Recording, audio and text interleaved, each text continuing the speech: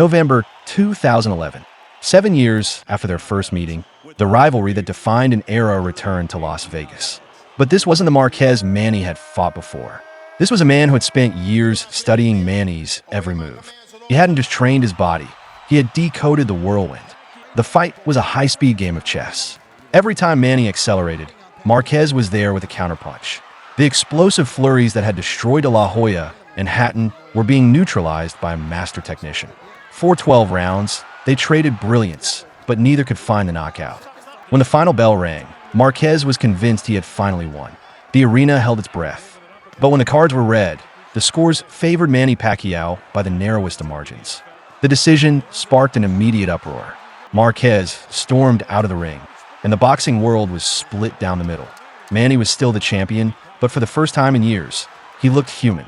The victory was stained by controversy, and the shadow of Juan Manuel Marquez grew longer. The world didn't want a winner. They wanted a definitive answer.